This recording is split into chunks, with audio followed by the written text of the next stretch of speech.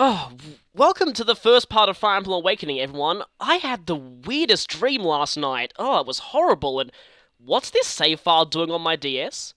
What? Huh? What does that mean? Premonition Invisible Ties? You know, I seem to vaguely remember... it's probably nothing. Let's save our progress. Prologue, The Verge of History. About to be destroyed by Mary Sue. Crom, we have to do something. What do you propose we do? I don't know. I see you're awake now. Hey there. There are better places to take a nap than on the ground, you know. Give me your hand. Okay, that's a weird mark on their hand.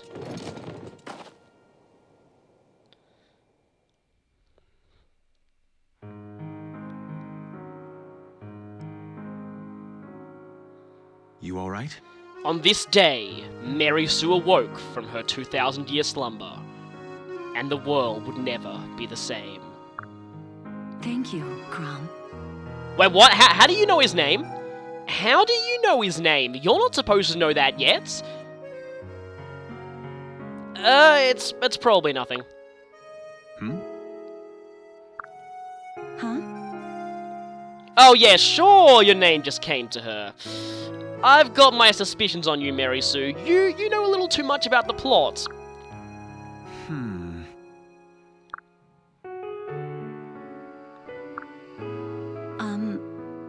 Don't say your name. It will destroy this world and turn it into a horrible fanfiction. What? Well, thankfully, she doesn't realize she's a Mary Sue yet. Oh, when she finds out, everything's going to die.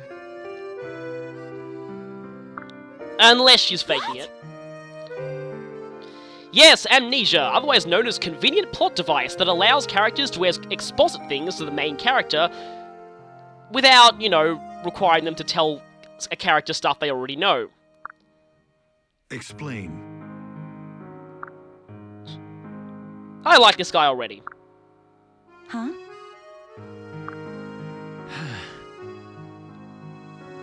Yeah, actually, maybe you should just do that. Yeah, just leave Mary Sue alone. For some reason, something tells me that that's a good thing, because something tells me that if you let Mary Sue into your group, bad things are going to happen. Shepherds capitalized? That's interesting. Right. Again, I like this guy already. Always be careful around Mary Sue's. Right.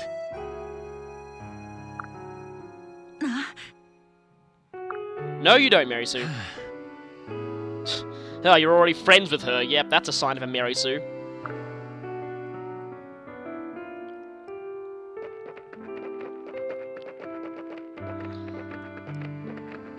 And so, Crom and his companions walk down the road. With Mary Sue in tow. Yes, imprison her. Please imprison her. That would be a very good thing for all of us.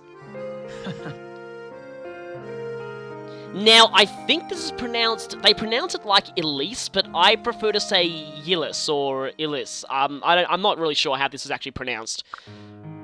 Huh? Once again, the convenient plot device of amnesia strikes again. Ah.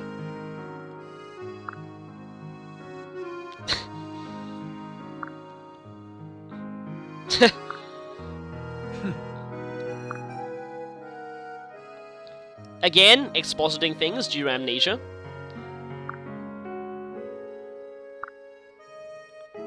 Yeah, for some reason, Mary Sue has psychic knowledge of the plot, who would have guessed? I am not delicate. And yes, this is his sister, interestingly enough. I like it when main characters have siblings. I mean, I'm kind of biased because I have a younger sister myself. Oh, by the way, Lyssa's dialogue in the early game is amazing. Just to tell you. Just, Lyssa's localization is really, really good overall. Tending sheep in full armor, that does sound a little weird. Frederick the Wary. Right. And a title I'm glad you have. You're the only one with any sense around here regarding Mary Sue.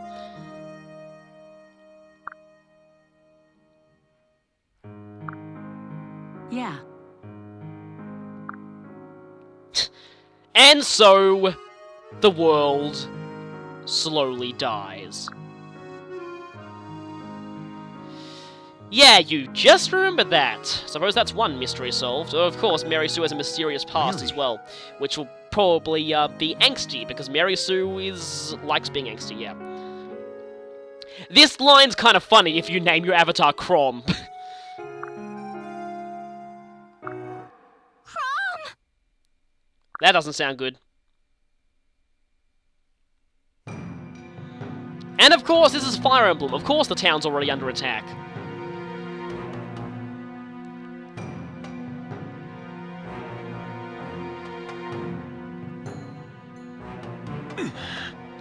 And yes, this is the first chapter of a Fire Emblem game. Of course bandits are involved.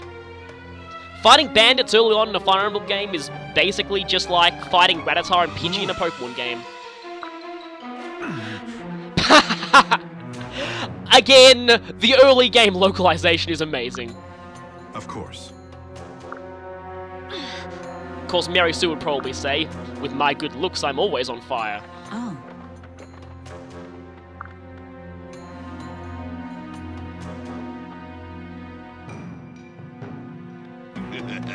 And so, we have our bog-standard generic bandit boss. Though there's something a bit interesting about this guy.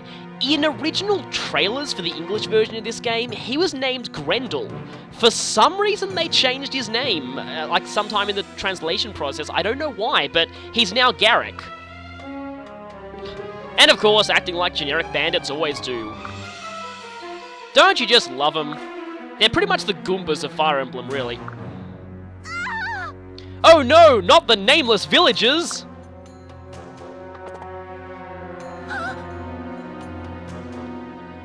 Can we stop bandits with just a party of 3 characters? Who are we kidding? Of course we can. Gods! Because bandits suck.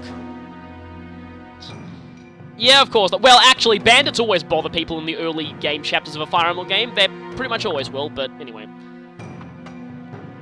Crom. Uh-oh. Mary Sue has a map sprite. That doesn't bode well. Because she's a Sue and she has to look for cannon to derail towards herself. And she's armed! Oh boy, we're all screwed.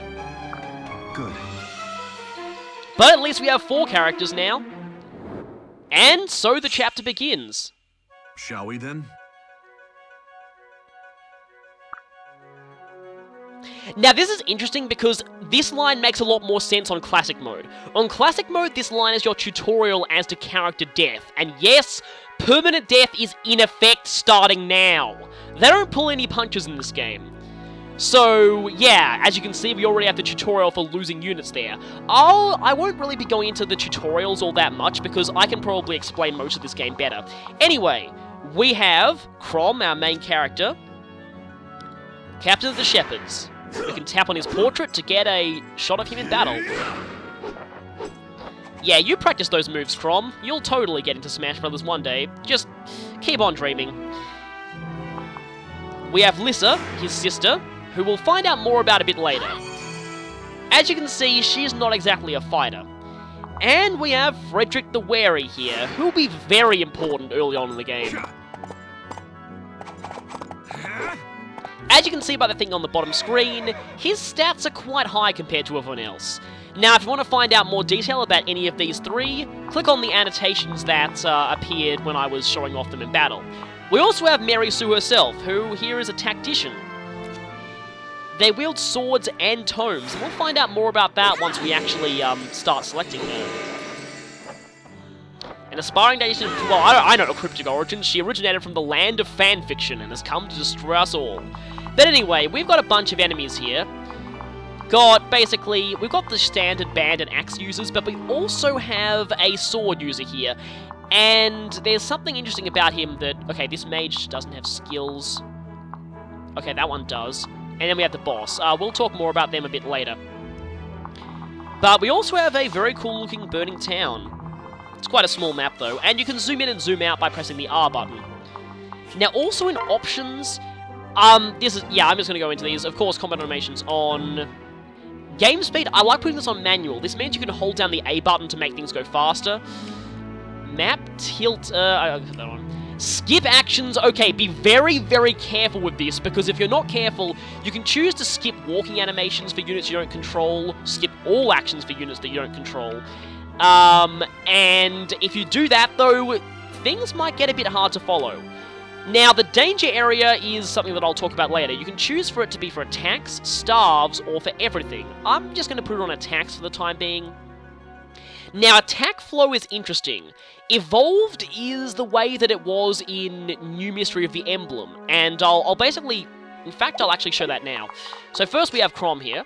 Now, if we move him next to an enemy and select attack, we don't get a weapon menu. We instead just choose his weapon with the X and Y buttons after we've selected an enemy. If we put the attack flow on Classic, how Classic works is that you select a weapon from your list, just like you would in previous Fire Emblem games. And the interesting thing about this is, you don't actually lose out on anything with this, because you can still switch weapons with the X and Y buttons, so I prefer to choose Classic, really. So that's on Classic. Interface, definitely choose Full. Simplified is just downright terrible if you're a Fire Emblem fan. Advanced, Auto, okay, we'll talk about this later, but I never use Auto Battle anyway. Confirm End will ask you for confirmation if you end your turn. If you're experienced with the Fire Emblem series, this shouldn't really be too necessary, but if you're a new player, Smart End will automatically end your turn when all units have taken action. This is standard in most Fire Emblem games. Oh, that's interesting. Cursor memory is off by default. That automatically puts the cursor on your leader, usually Chrom. And I actually prefer to put the circle pad on digital. I much prefer the circle pad on digital. If you put it on analog, you sort of drag the hand around, but if you put it on digital, it'll just automatically snap to each individual tile. And like this. And I much prefer this. It's just much better for a grid-based game. And that's pretty much enough about options, really. So it's time to plan our attack. We've got an axe user there, an axe user there, and a mage there. Yes, they have some mages already, so gotta be careful of that. Also, this guy here, you might notice that he has an Avoid +10 skill. Now, on hard mode, enemies will sometimes have class skills for their classes. They also only have standard bronze weapons. That will change on lunatic mode, believe me, but for the moment, it's not too bad. Now, what we're going to do here, though, is we are going to do something that we're not supposed to be able to do just yet. But first... Really? If we select Mary Sue, though, we get a bit of a dialogue here. Yes, Mary Sue comes with a tome. As you can see there, standard lightning magic. Yeah. Yeah, apparently she doesn't even remember that she can use magic. So... Magic allows you attack from both melee range or from a distance, making it very versatile and incredibly useful. Now, Chrom said that he'd be staying a few paces behind Mary Sue, so let's take that literally. Let's move them onto the same space and do this. Now, technically speaking, you're not allowed to know how to do this yet. If you're playing on normal mode, you'll actually have to disable the tutorial in order to use this feature, but this feature is practically necessary to surviving the higher difficulties, so I recommend using it. By moving a character onto the same spot as another, like for example here, Right. Oh yeah, by the way, if we select Lissa here, she can't attack like Chrom, but she is our healer, so she is going to be very, very useful. However, because she can't attack, keep her out of enemy ranges. You can check enemy ranges by selecting them with the A button, and you'll lock in, as I like to call it, their attack range. Or you can press the X button to automatically lock in all enemy ranges. Now, a really cool thing about this is, there's a distinction between the total range of all enemies and the individual ranges of enemies that you personally lock in. That was not the case in Shadow Dragon, and I really like this feature now. It means that you can see the attack ranges of everyone, which is really useful when keeping Lissa protected, but also, you can actually lock in certain dangerous enemies' ranges, like that mage, for instance. But yes, by moving characters onto the same space occupied by another character, you can pair up By pairing up, it's kind of like the rescue system in Fire Emblem 7, but with extra benefits. As you can see on the bottom screen, the characters will provide stat bonuses according to their class based on who they're teamed up with. Also, pairing up is, well, it makes battling a whole lot better as well. Now, if I go there, though, we're going to get attacked by 3 enemies, and that might be a problem, because, let's see, Marisu's defense is 6, Chrom's defense is 7, so probably better to lead with him. You can switch between the main and support partner at any time when you're in a paired up group. And Chrom here, as you can see, his hit rate is vastly higher. You'll also notice that there's a thing below his combat stats that has some percent chances for Marisu. That's going to become important shortly. But for the time being, I think it's best we just attack with Chrom's Falchion here. I'll cover you. As you can see, your characters will give voice acting to tell you that they're supporting each other in battle. And that right there was a dual strike. I got very lucky to do that on my first attack. I'll talk about those the next time I get into a combat. Those are another reason why you want to make use of the pair-up system in this game. And Frederick can just... okay, let's see what he can do. Unfortunately, I really don't like using his Silver Lance too much. And again, he'll one-shot that guy, and Frederick doesn't need all that much experience. He's already powerful enough as it is, so I'd prefer to use him as an unequipped meat shield at this point in the game. Just gotta keep him away from that mage. So I'll move him around here. And I will unequip your Silver Lance because, well, I don't want to waste that thing, it's too precious. Anyway, though, Come on. an axe user's attacking Chrom a sword user, so it has reduced accuracy due to the weapon triangle. Now I'm angry. And that there was a critical hit, and I'm amazed Chrom did that with a 2%. I'm getting very lucky in this run. Critical hits will triple your damage, and yeah, are a chance-based thing, but they depend based on your skill stat and luck stat as well. So no critical hit or dual strike there. Well, that mage is coming, he's certainly annoying. And Chrom certainly is hurt, so I get to show off how Lissa works. So you can use either a staff or a vulnerary. Vulneraries are basically wound medicine. You can check here by just going there. It's an item that has 3 uses and restores 10 HP to the user. So it's pretty useful, yeah. But why don't we get Marisu in on the action? Mostly because, as you can see, Marisu has a bit better magic resistance than Chrom does. Now, if I want to get into a good vantage point to attack, I'd rather attack this guy from range rather than melee, because that way I won't risk a counterattack. But the best spot to do happens to be a sparkly tile. This is interesting, and I'll show you what that means in a second. Now, if we switch partners, we now have Marisu as the lead, not Chrom. And she needs a bit of experience, so let's go ahead and use the Thunder Tome. 10 damage, definitely a little more than enough, and good enough accuracy. Now, those stats with Chrom there, that sword that has a 33% chance, that is a dual strike. Now, something to note, due to a skill he has from his class, Chrom has a much higher chance of dual striking at this point than anyone else does. Normally, dual strikes vary based on your character's support level, which I'll explain later. But basically when a character dual strikes, they'll contribute to the combat as well. Stay focused. Here's how it's done. Wow, that is amazing. I can't believe that. This is getting insane. I am very, very glad that I'm getting all this on my first thing, because I'm getting luckier than I did on my practice attempts. Now, this is what the sparkly tiles do. I'll call them event tiles from now on. Event tiles have several effects, and they'll give a bonus to whoever lands on them. That was a weapon proficiency improvement. Now, if you look very closely at the bottom screen, you'll see those little meters underneath those E's there have increased. That will increase, the weapon proficiency of a particular weapon. The higher your weapon proficiency, the more powerful weapons you can wield. As you can see there, Frederick has a B in lances already, so he can use the Silver Lance, which requires a B. Speaking of Frederick, I'm not really going to use him much at this point. I'm just going to have him wait there. Now, the good thing about equipping magic is, it lets you counterattack against other magic users. If I had a melee user here, they would not be able to counter because this guy will be attacking from long range. So, bear that in mind. Magic is extremely useful.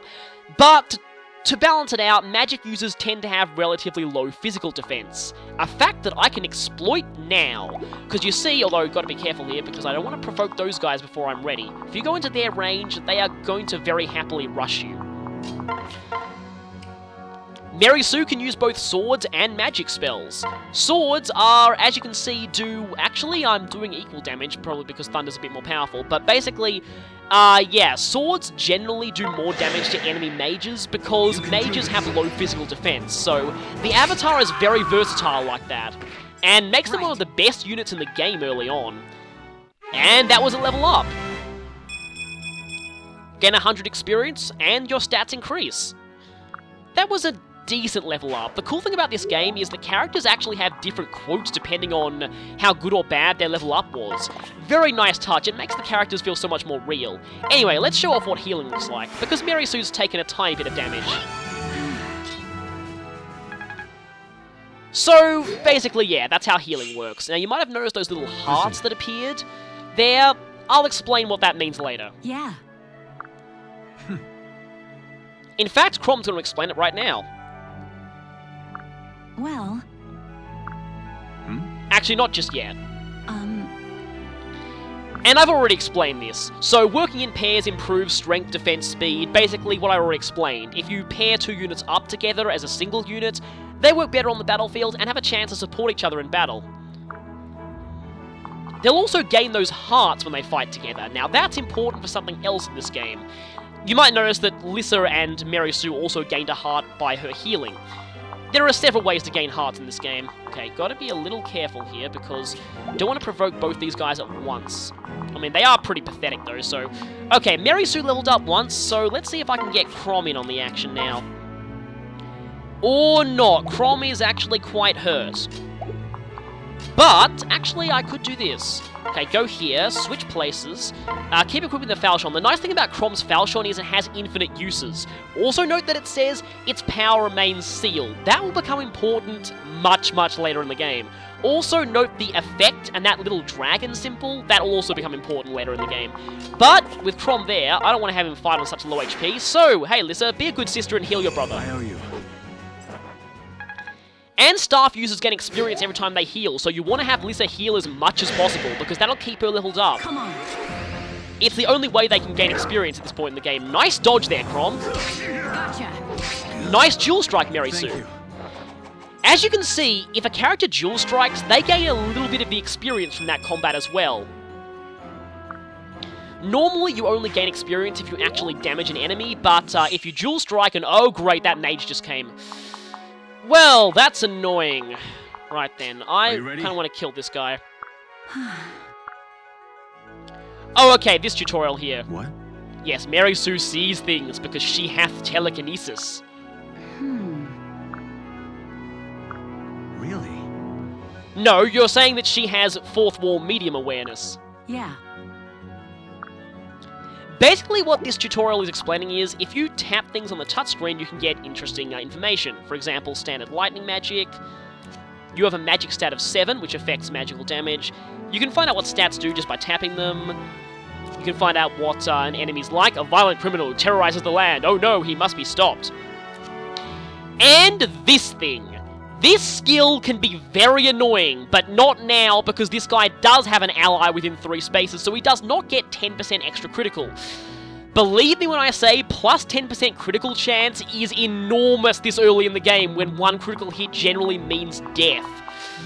But let's go ahead and see if we can kill this guy. Speaking of critical hits, you might notice here that if I use the rapier with Crom, he has a higher critical chance. Different weapons have different properties, but the rapier does have non-infinite uses. For the most part, all weapons have a limited number of uses. If you've played Robin in Smash Brothers, you'll know this mechanic.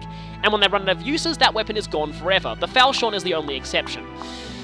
Okay, Crom's not going to double attack this guy, which could end kind of badly, because as you can see there, this enemy does a whopping 10 damage to Crom.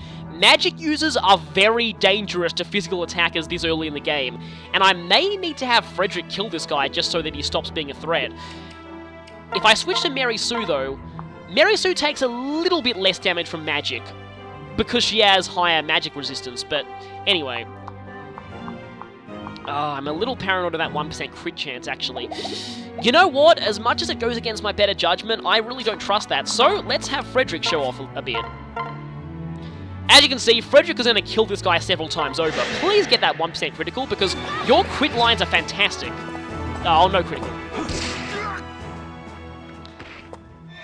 Now, normally I don't like doing this, but I got so lucky with criticals early on, I did not want to risk the enemy getting the same luck, so yeah. Anyway, Chrom and Mary Sue are both level 2. In fact, Mary Sue's got a lot more experience, so I'm going to go with Chrom here. That and he has better physical defense. I really don't need this 8% critical chance. I've already shown off Chrom's criticals enough as it is. Ready? My turn. Ah, another dual strike. Nice one, Mary Sue. Yeah, as you can see, the support partner will gain a little bit of experience if they perform a successful dual strike. However, normally you gain more experience than normal for killing an enemy. This does not apply to dual strikes, just bear that in mind. Also note that I'm pretty sure dual strikes will consume a use of your weapon if it's a breakable one, so be careful when using good weapons on support partners. Now, the only thing that's left here is the boss, who can be kind of annoying, but first let's go ahead and check out that event. You know what? I gave Chrom and Mary Sue an event tile. Let's go ahead and do this one with Lissa. Now, this is interesting. This is another effect of an event tile that only takes place if the two characters are paired up and are compatible support partners. This is just a casual chat between the two of them. That will improve Frederick and Lissa's relationship. And so yes, that's a random chance from event tiles. Again, only happens if they're a compatible support pair. So, we can go ahead and check on Mr. Bossman, Garrick. Oh, that 7% critical really scares me, but a critical will not kill Chrom at this point. Fortunately, he has very, very bad accuracy due to his hand axe, which has... axes in general have pretty bad accuracy, and also hand axes in this game have very low power. That gamble skill, though, is scary, especially early in the game. Reduces hit by 5, but again, plus 10% critical is huge early on in the game, so gotta watch out for that. Now, you might be thinking, I can just attack him from long range with Mary Sue's magic, and we won't have a problem, will we? Yes we will, because, he has a hand axe, which can be used as both a melee and a ranged weapon. So, not only that, but a 7% critical from this guy will kill Mary Sue, so not gonna do that. It's actually, though, best to fight next to Frederick and Lissa, because that actually means more supports, and more supports mean less chance of the enemy criticaling you. Yeah, I am worried. Also, you want to equip the bronze sword against this guy, because that way he has less hit chance against you. You know what? Now's a good time to use the rapier, although in fact, I'll just wait here. Sometimes, if you don't want the enemy damaging you during your turn, it's often best to just wait and let them attack you, because that way you take less damage overall. Also, this boss theme that you're about to hear is quite possibly my favourite generic boss theme in the entire series. Come on.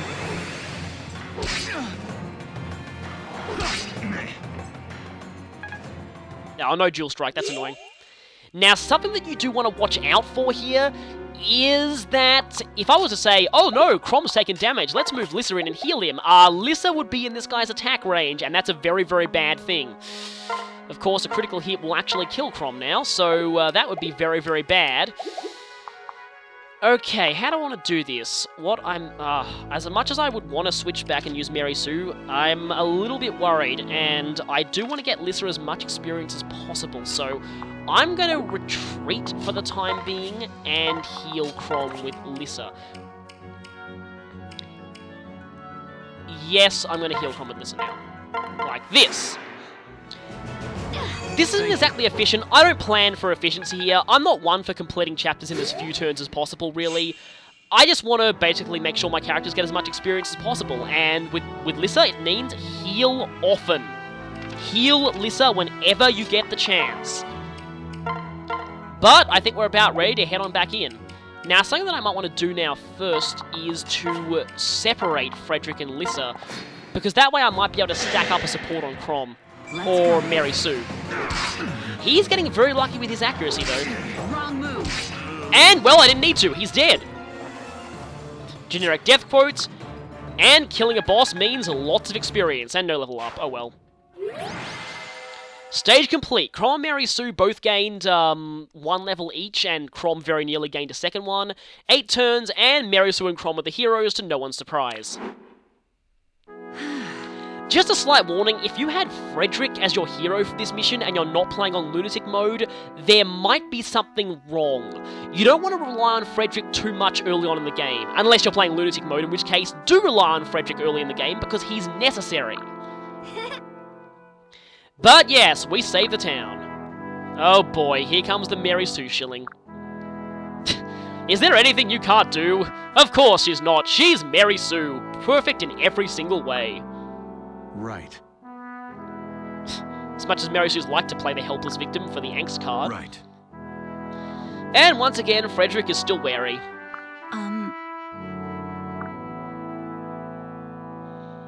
Because amnesia.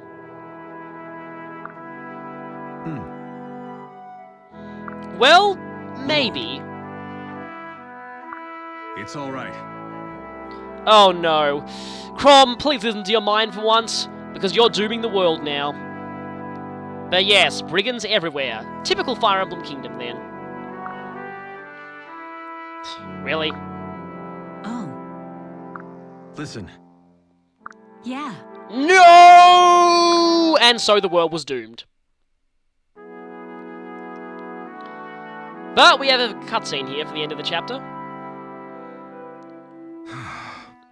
Something that I just want to mention here is the 3D effect in this game is actually really, really, really good. It's probably one of the best uses of 3D on the system, so I actually do recommend playing this game in 3D if you can.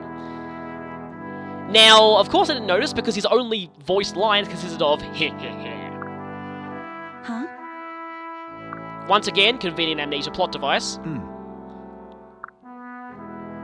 So, Pledgia is your bog-standard enemy country in this game. Every Fire Emblem game has to have one.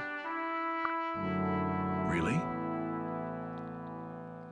So, Shepherds is pretty much a euphemism for, mercenaries in a way. Right.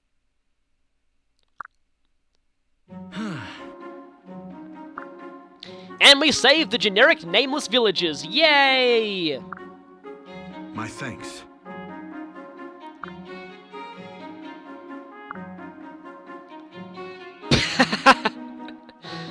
Huh? Lissa is amazing. She is amazing.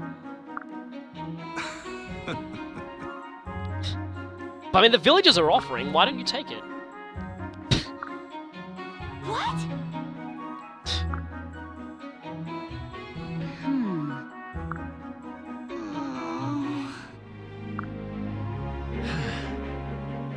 Weird, since he doesn't come with any axes equipped. Yeah.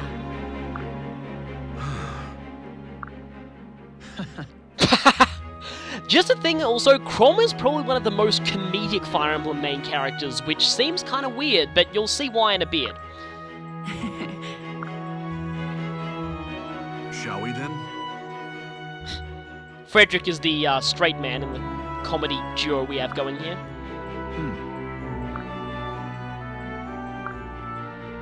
So, the capital isn't far. Mary Sue still seems to be their prisoner, but we defeated some bandits, so I guess it's time to save. I'll see you next time for the next chapter of Fire Emblem Awakening.